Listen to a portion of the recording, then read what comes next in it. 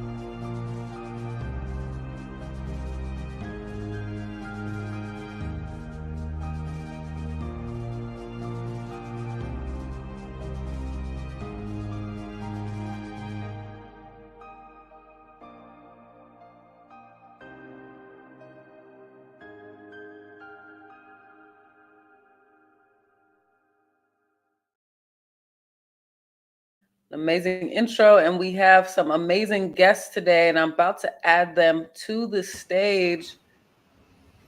And our guests are going to introduce themselves. How are y'all doing today? Julie, please do begin. Please do introduce yourself, what you do, where you are in the world right now. Okay. I am sure you can hear me right. You're good. Okay, so my name is Juliet Okechukwu, and I am in Nigeria right now. So it's afternoon where I am. Good afternoon from wherever you're watching, and good day to you as well. So I'm a student right now. I'm a student in electrical electronics engineering in final year, and I'm studying in the University of Benin, Nigeria. So, as for what I do, like I said, I'm in electronics engineering. So, I am a phone repairer. I repair phones, and basically, I give solutions to phone problems. You understand me? Absolutely. All right. Thank you so much for sharing. Our next guest, please do say your name and please tell us a bit about what you do and where you're from. All right, good afternoon. My name is Okonta Paul. I write financial content on. I write content on finance and renewable energy. I'm an undergraduate at the University of Benin as well. I study electrical electronics engineering as well. So basically, I see Juliet every day, and that's pretty much it. I'm into politics, school politics. Absolutely. All right. Thank you You all hear me? so much. So let's first off, you're good. So let's begin off the conversation. Now, our topic is teenage mental health, how to cope amidst the rampant body changes. And both of you are students. So I'm assuming you're closer in teenage age. So you have maybe some experience with the population and youth in general. So let's first start off with the first question. Why is it important to have conversations amongst teenagers about mental health? Julie, we can start off with you.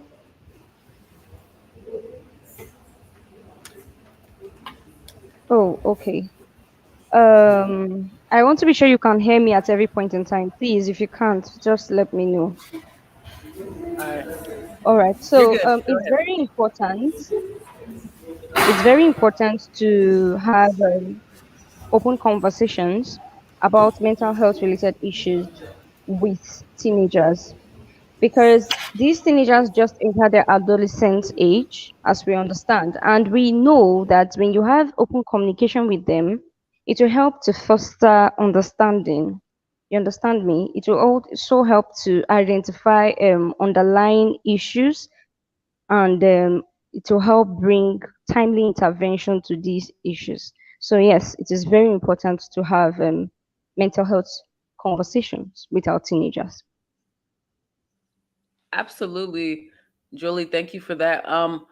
Okonta, tell us, why do you think it's important to have these mental health conversations specifically with teenagers? Okay, so I feel it's very important to have these conversations with teenagers because they are just becoming adults. There are a lot of things that they are not exposed to that they suddenly have to start, getting used to fending for themselves, and there are different emotions that come with puberty and the rest. So they kind of need guidance to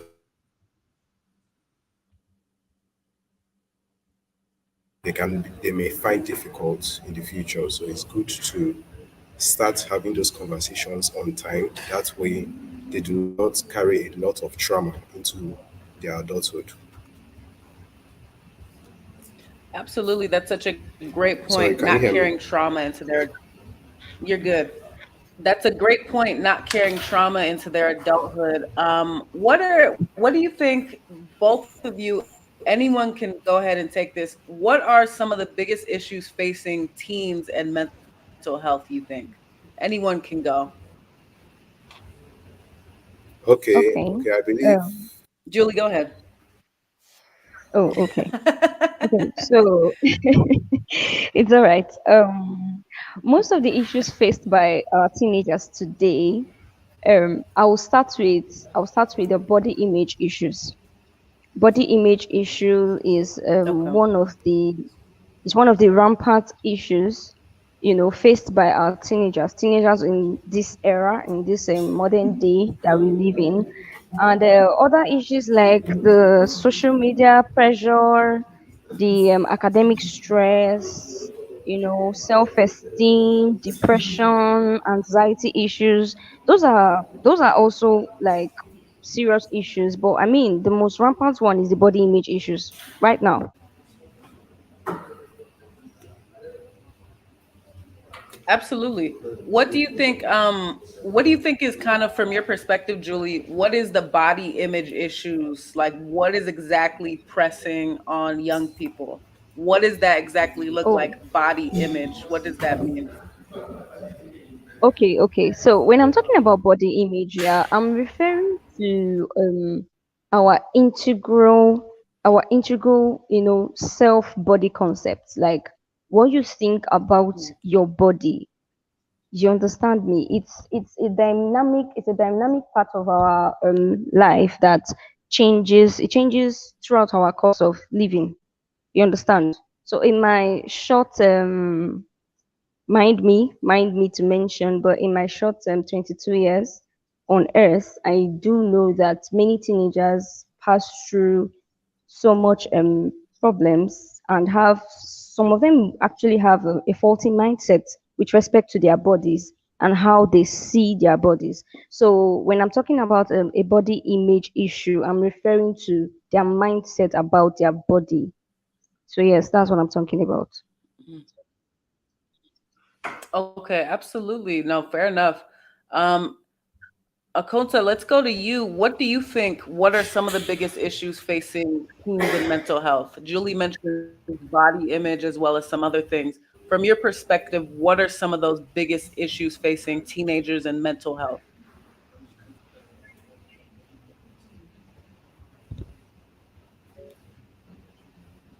Okay. For me, the biggest issue, which almost encompasses most of the other issues, is comparisons. We have the social media where everybody's life seems to be, you know, all all rosy, and then you start comparing yourself with this guy. How much is this guy making? Even with regards to body image, if you are not online seeing celebrities, Kylie Jenner, and everybody looking all snatched, like the youths call it, you won't think you are not snatched and things like that. So I believe that's the Yeah. major issue. Yeah. Okay. Okay. Absolutely. Okay. This idea of comparison. I want you to I'm curious for you in your personal life. I mean, how do you see that a lot of people around your age, university, teenagers, is comparison the biggest thief of their joy, comparing themselves to other people around them? Well, yes, yes. Comparison, first of all, there's in comparison, there's always a bit of truth in it. Like if you think you're not doing, well, there's always some truth in it. Because if you were doing well, you may not be thinking so lowly of yourself. But it's the extent you take it to. That's where comparison can make it get worse for you, like with regards to your mental health. Rather than finding a way to improve yourself, you spend more time sulking about being not good enough. Absolutely, for sure. And this is my own personal question. Do you think how much does culture play a part in that idea? And Julie, I want to get your perspective. How much does culture play a part in that kind of comparison? Do you find a lot of parents compare the children, comparing young people to other young people? How much does cultural background add into that? Well, cultural background. Okay, coming from the African perspective, yeah, we'll also start with like the most basic part of the society, which is the family. And as per comparison is a serious issue that I won't even say is just faced by teenagers. Comparison is a serious issue faced by basically anyone. You understand? Anyone that is living can face that issue of comparison. So most times these issues stem up from family, from the basic nuclear, part of the society. You hear things like your mate is doing this. Where are you? What's does the person have two heads? Something like that. Or you hear things like, were you born differently, or is it that you don't have the capacity? So yes, these questions come up, and not just from family, they come up from even peers, from people who you seem to call friends. These questions can actually come up. You understand me? So I think comparison too is more of an internal issue. Yes, even though that there can be external factors that could cause this. I mean, stemming from cultural factors, family factors, peer factors, and all of that. But it's more of internal. So yes, this is what I have to say about this. Absolutely, absolutely. Thank you for that. Um, moving on now. Now, Julie, you had kind of began the conversation. You felt like body image is the biggest, one of the biggest issues facing teenagers and their mental health. How much do you think body image, obviously during adolescence and puberty, people's bodies change, right? Significantly, right? How do you guys think the changes during this period of time, so adolescence, how does that affect just someone's mental health, just your body, the body changing? How can that affect a teenager's mental health? Anybody can take that one. Was I the one?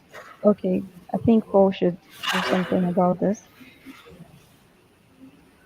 Well, I was actually All right. I'd have wanted her to say something because guys, our bodies don't change that much. I don't know. You get what I'm trying to say now. Okay, okay, okay. That's So fine. so So Yes, for yes, I us, understand. Okay, the okay. issue is not really on that side of things. No, everybody's body changes during that time. You know what I mean? What do you think? How is that from your perspective? I mean, how can those changes? It doesn't have to be you. Put yourself in someone Okay. else's shoes. How do you think those changes affect people mentally, teenagers? Okay. I would feel like that would depend on the individual self-esteem, first of all, because there are things that you cannot control, like how your body looks to some degree. There are some parts of your body that, even with workouts or otherwise, is the way it is. It is. So, if you don't have a high enough self-esteem, you can find yourself getting lost and feeling bad about what you can actually not change, which is inefficient. So, I think people with lower self-esteem on social media too, it will affect their mental health in a negative manner, depend how their body looks. Yeah.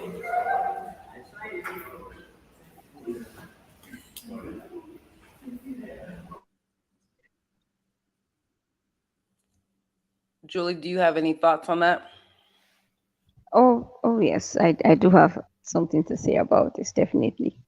Okay, so it is at the adolescent age that primary body changes actually occur. And truth is at this point that there's a high risk of there's usually high self-consciousness at this point of growth in a teenager's life.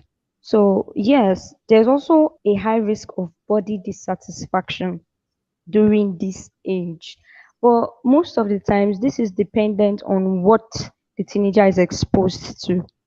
So, yes, body image is, like I said, an integral dynamic part of ourselves, and it is really how we perceive ourselves. But truth is, when a child is born, most of what he tends to know or what he tends to believe is what is told to him or her, is what he sees or what she sees.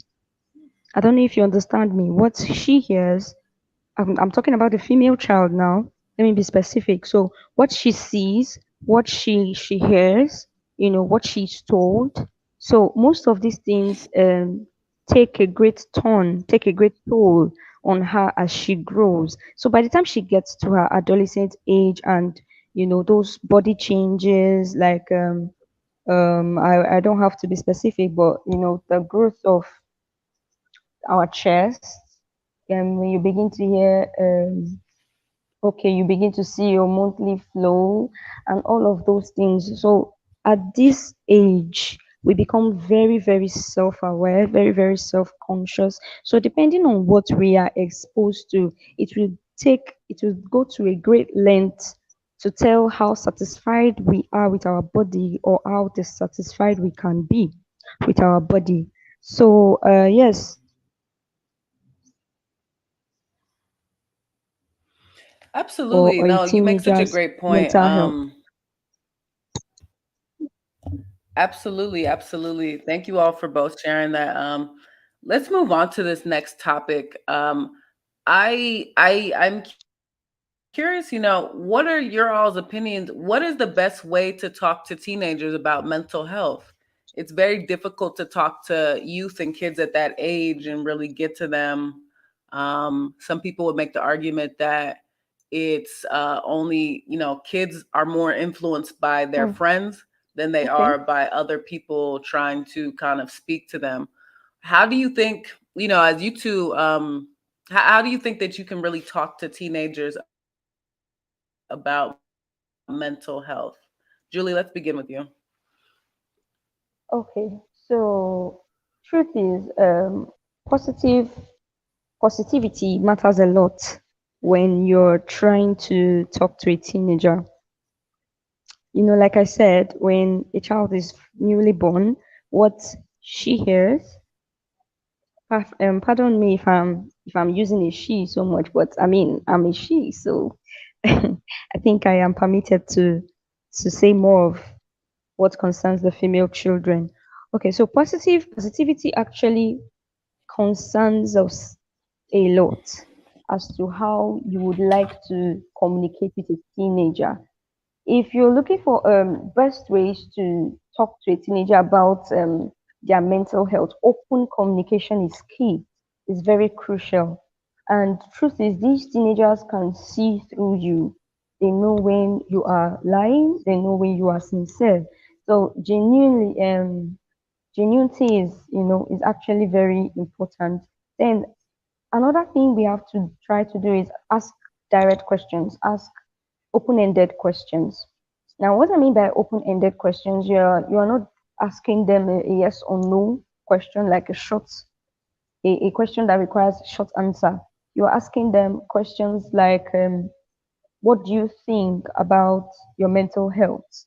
Or how do you feel about, something, a question in that manner requires a long answer. So those are open-ended questions you could start the conversation with. Another thing that's very important is you have to listen actively, and allow for silence at some point. Allow them to be able to express themselves, validate their emotions. Mm, absolutely. Absolutely. Validating the emotions of teenagers and youth. That's a great, great point. I will go to some comments. We have someone, Joy Cowdery. They say, "Hi, all, great topic. The troubling part about this topic is that parents with body and self image concerns for themselves often pour that same energy into their children. It's a very complicated cycle." Now, going to you, Paul, would you agree with that? Do you think a lot of parents and family members pour their poor self image into their children? Well, this is a relatively complicated question for me to answer because I'll tell you a short story.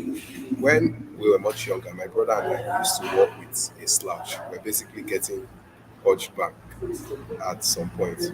But every time my mother would see us, she would basically be like hitting the bag saying, stand straight, stand straight, stand straight. You are looking like this, you are looking like that. And in today's era, somebody will say, okay, mom is body shaming, mom is doing this. But today, like we're both adults, he's about 3 years older than me, and our backs are straight based on all the pressure she puts on us. So in that case, it was not how we were supposed to be, but just like a bad habit that somehow we had developed, maybe from school or otherwise. So I think it depends on the extent to which family and friends, put these pressures on the kids because there are sometimes, pressure needs to be put on someone to change what can be changed in that person. I don't know if I passed my For points sure. across. Okay. No, for sure. I completely get where you're coming from, Paul. Do you think that pressure is always good for kids? And is every kid going to respond to that pressure the same? What do you think? Okay, yes. Not every kid would respond to pressure the same way. So I think a parent's task here is understand what motivates their child. If it's like the carrot and the stick approach, or a situation whereby they have promises for good behavior and things like that. When we're growing up, like they say, if you carry first, they buy you this one, and then you finally carry the first, and they will actually buy you. Like, so good things happen when you achieve great things, and that kind of. But there are some people that were basically forced to achieving excellence, and the way you feel is just different. The two children will be having the same results, but the way they feel about themselves is always different. Absolutely. Absolutely. Two children definitely can feel different things. No, good point. Good point.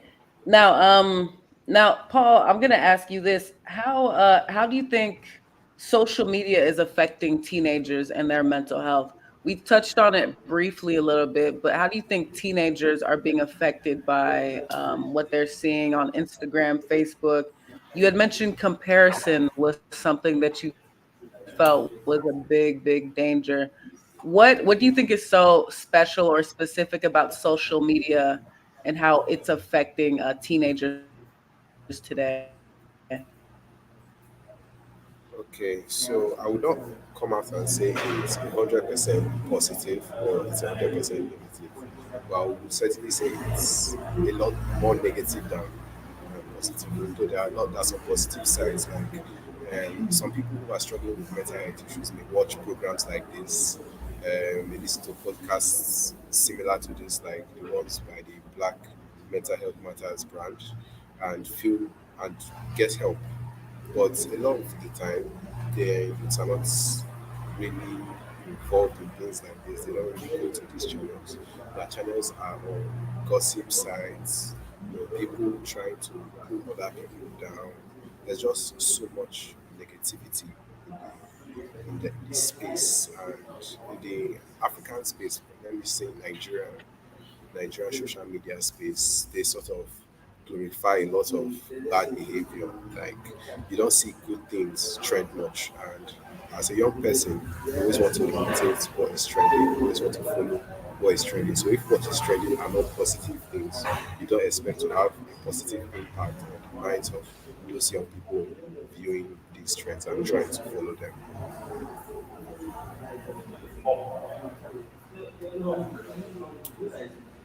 Absolutely. No, absolutely. I love how you talked about Nigerian social media space. Julie, bringing you back to the conversation, how do you think social media has affected teenagers' mental health? We talked a little bit earlier, we touched briefly on it about comparison. What do you think is kind of the biggest thing about social media that's affecting a lot of young people's mental health? Okay, in social media, a lot of things are being promoted. A lot of both positive things, both negative things, they are all being promoted. And I think these days in social media, even negative things are not just being promoted, they are being celebrated.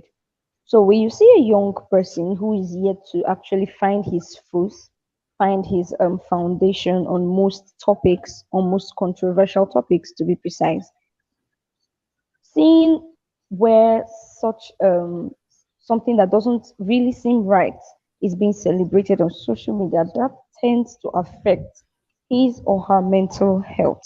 And as a teenager, they need a lot of holding hands. Like what I mean by holding hands, they need a lot of advice. They need a lot of directions.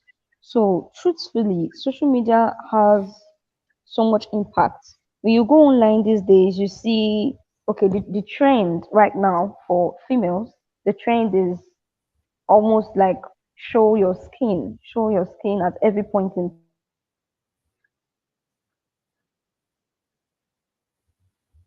So a young person growing up have someone to direct him properly. Please, can you hear me? You're good. You're good. Okay. So as I was You're good. saying, a teacher who doesn't really have someone to direct him or hold her or him by his hands, to tell him, okay, this is good or this isn't good, or to teach him, okay, this is the best way to do this, or this is not the best way to do this. You see such a teenager making mistakes. You see such a teenager following, you know, role models per se on social media, doing things that they do, whether it's right or wrong. So yes, social media is going a long way right now in affecting our teenagers and their mental health.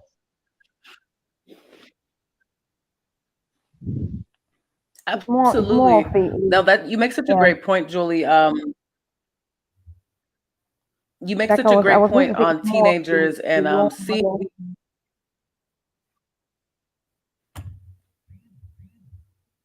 you make such a great point in teenagers and seeing these things on social media. The visual really does impact the mental processing. So I appreciate you bringing that up. Um, let's see. I want to move on now. What are some good ways to check in with teenagers in terms of their mental health, in you all's opinion? How does one even facilitate and start that conversation with a teenager to begin to talk about mental health?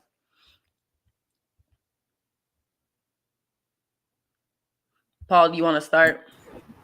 Yeah. So I believe that it all has to start from building trust, because if a teenager or any young person generally does not trust you, he's not going to open up to you, actually be honest with you. So I think that's the first step of finding to build trust, like just casual conversations, being the person's guy per se. Then just between conversations, just put this in. How do you feel about this? How do you feel like Juliet said, be specific in the question, so that way the person would actually have to think before giving you a response, and it goes on from there.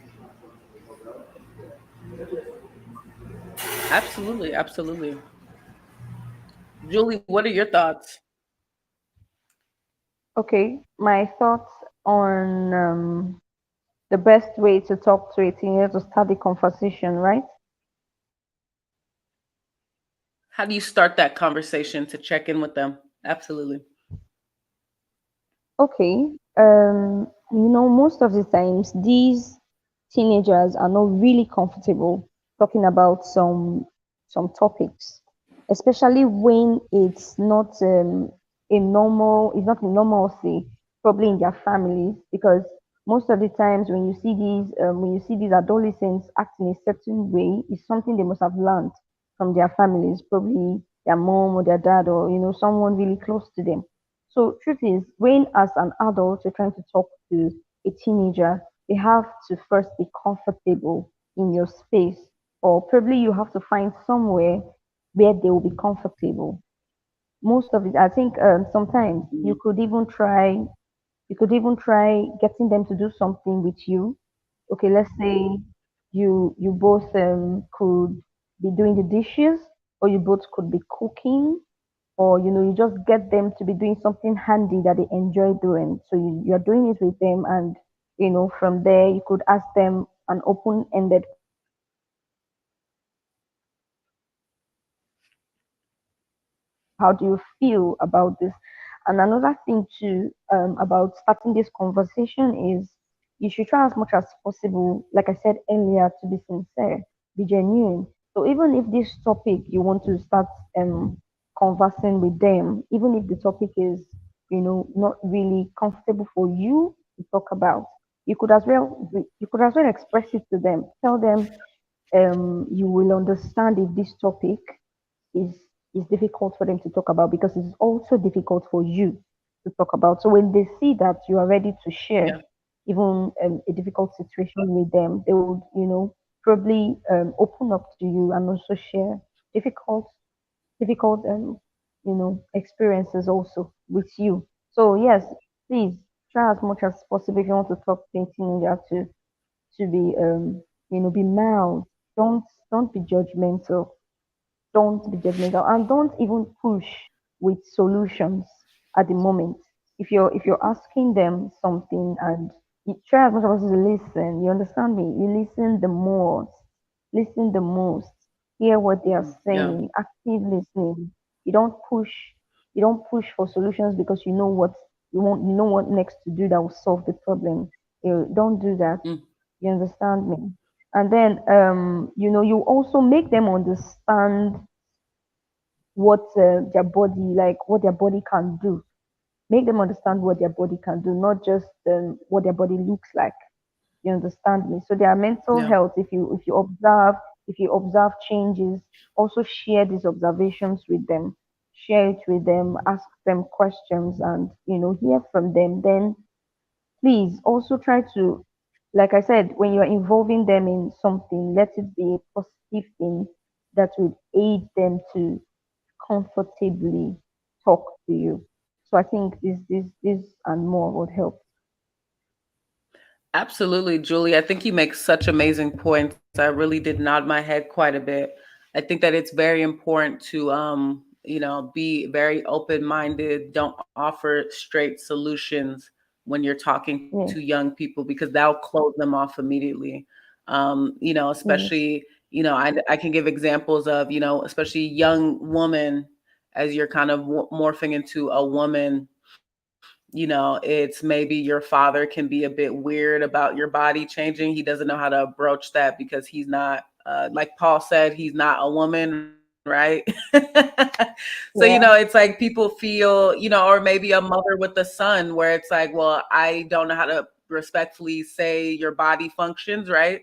I think there is some kind of Yeah. uncomfortability that a lot of us kind of face trying to talk to, let's say, the opposite gender or a different gender. And I think you make such a great point, finding meeting the child where they're at is really the key to really break through those barriers of communication, because it really is, it's not one conversation about mental health in teenagers and adolescents. It's a continued conversation for the rest of your life. Your body will always change, your mental health, all these things. So I think that's such great gems that you're giving right there, Julie. Now, Paul, I want to move on to you. This is such an interesting question I'm about to ask. What pressures do you think teenagers have today that they did not have back in the day? So, in the past, what issues did they have that the teenagers are not facing today? And today, what issues are teens facing that they didn't face in the past? What do you think?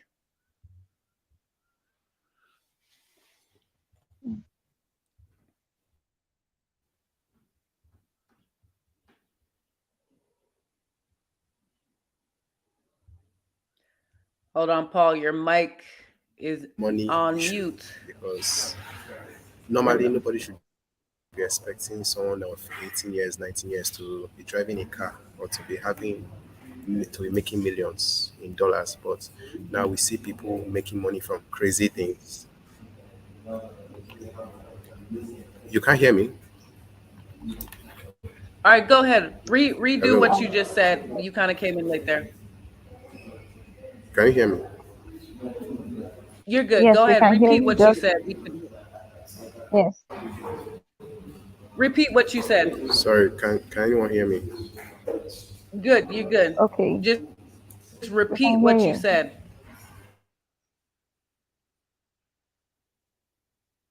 you. Hello? We can hear you, Paul, can you Paul. hear us? Can you hear us? I think it's a network glitch. No problem. All right, Julie, how about you take that question instead? How do you think, what are issues affecting, what pressures do teenagers have today that were not present in the past? What are issues that are unique to today that the past teenagers didn't face, and vice versa? What in the past did they face that teenagers are not facing today? Okay, so yes, I'm going to use myself as an example because they say experience is much better than just hearing stories. So I know back then when I was a teenager, what was what was portrayed as most important to me then was my academics and being a good child, being a good daughter to my parents, not bringing shame to them, and godly values and virtues. That was one of the most important things to teenagers back then in the past. And just like my colleague Paul was going to say, truth is, these days, the teenagers face much more than that. Now, if we're going to, I don't know if to say it stems from comparison, but at this time, at this modern era, you see a teenager bothering himself or bothering herself about how they want to make money, how they want to, because it's more like these days from what they see on social media and from what they see in the world, it's more like you can use money to buy anything. You can use money to buy acceptance, you can use money to buy love, you can use money to buy that sense of belonging. So you see most of these teenagers these days trying to make money from even odd sources, trying to do basically anything that can give them money, which is very crazy because they will definitely make mistakes. I mean, they're in their adolescent age, they're in their teenage age, when they're supposed to be more concerned about discovering themselves, when they're supposed to be more concerned about, who they are and what their Mm. purpose on earth is.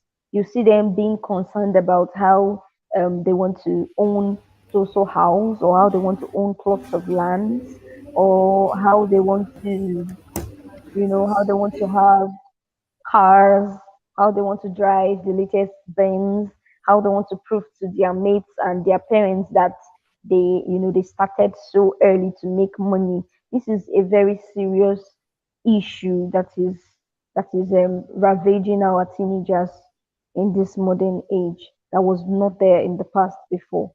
So it's affecting so many teenagers and their mental health. I don't want to even go into the relationship aspect where you begin to hear things like you are beautiful or you are handsome, so you're supposed to be in a relationship. These issues they go a long way to affect our teenagers' mental health, and it was not that way in the past. So this is what I have to say about that.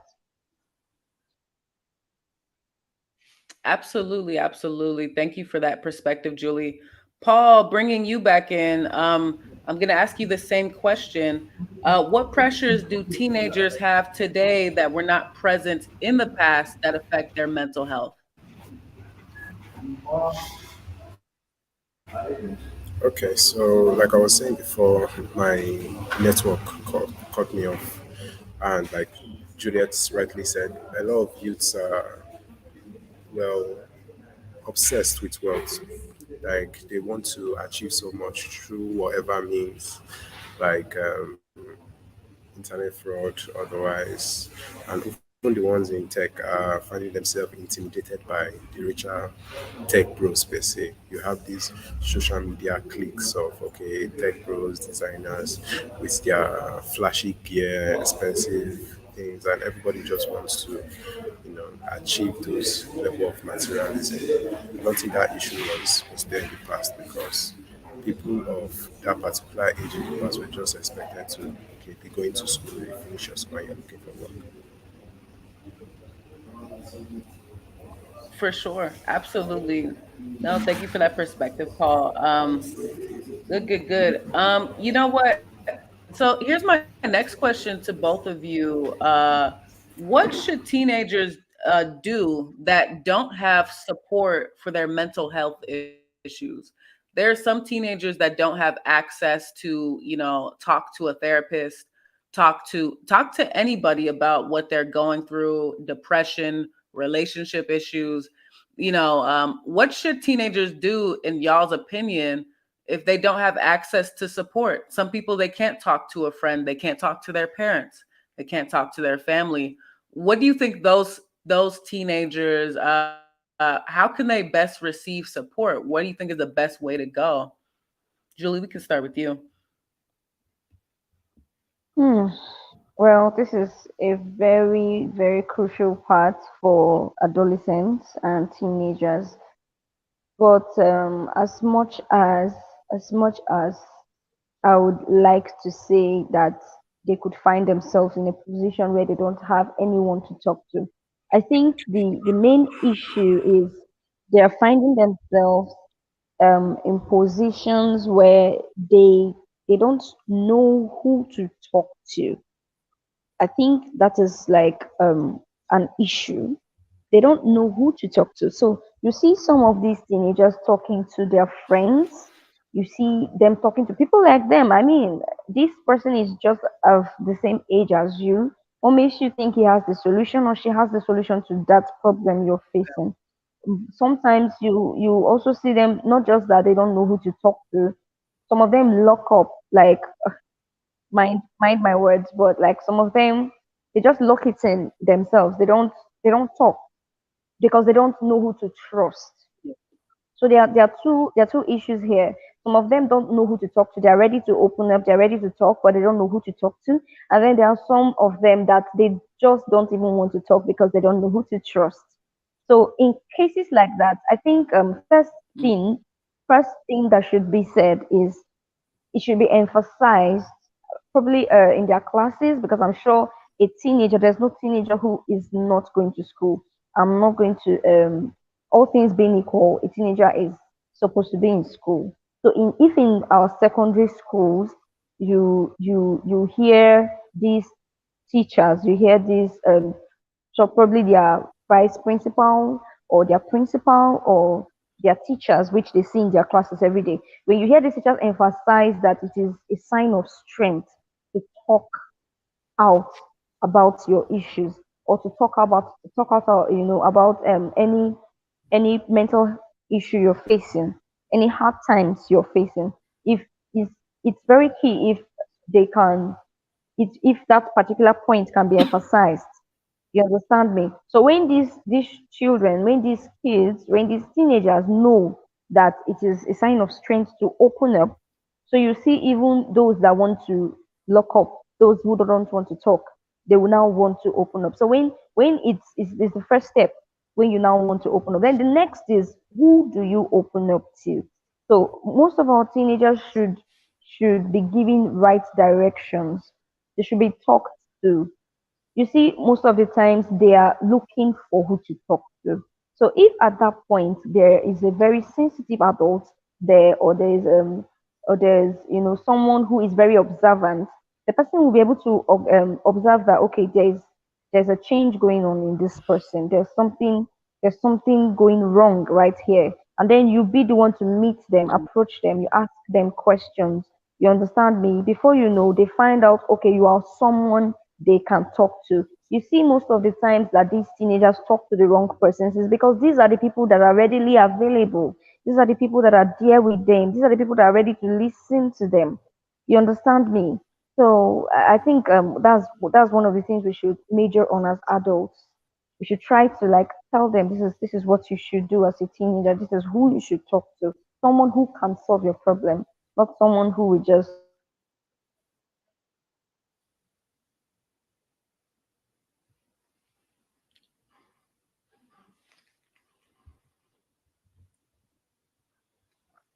Absolutely, absolutely. Let's see. Yes, yes, absolutely. Looks like we just lost. All right. That's such a great point, Julie. I really appreciate you saying that. Next question I do have, what are the best ways do you think our we can support our youth and their mental health? It's going to be one of the last questions we ask today. What are the best ways we can support our youth with their mental health? Having a little bit of technical difficulties here. Paul, can you hear me? Yes, yes, I can hear you now. I can hear you. All right. What are the best ways to support our youth and their mental health? What do you think?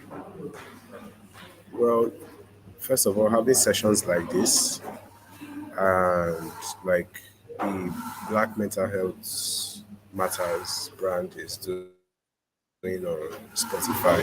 I actually got into mental health conversations through another mental health podcast. I think that one is called the Mental Health Podcast. So a lot of these like spread awareness to young black Mm, people no. about mental health. Because when I was in secondary school, like I didn't know anything like what's mental health, what's depression. This were things you just hear in a Hollywood movie, just like yeah. So it was just a foreign concept to us. So we need more talks like this and physical conversations in schools, on university campuses. I think it's even more important to have them on university campuses because we have a lot of young people going through an academic depression kind of thing, where there's a lot of great pressure and things like that. So they need to converse with them and talk to them about how to handle these problems. Absolutely. No, and I appreciate that, Paul. Well, we are wrapping up on time, so I appreciate you and Julie for being great guests today and a part of the podcast. Paul, before we wrap, do you have any social media or any organization that you want to promote before we leave? All right, so you can follow me on LinkedIn at Paul Okonta, and you can follow my student body, SEAS Uniben. That's the Society of Electrical Electronics Engineering Students, University of Benin. I'm the current financial secretary. Absolutely. Julie, as we're wrapping up, we really appreciate your time today. Thank you so much for being a part of the podcast.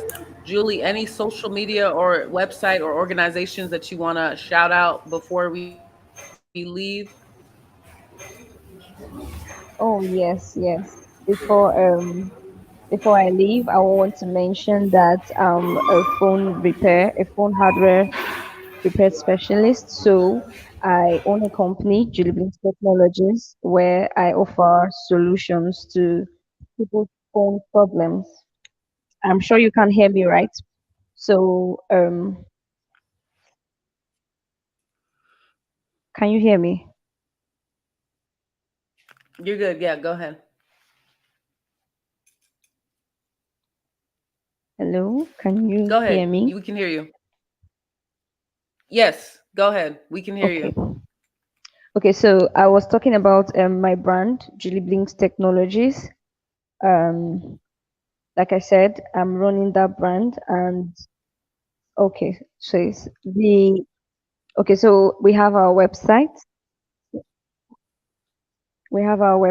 www.julieblinkstech.org.ng. So there, I think these 2 months will be also launching our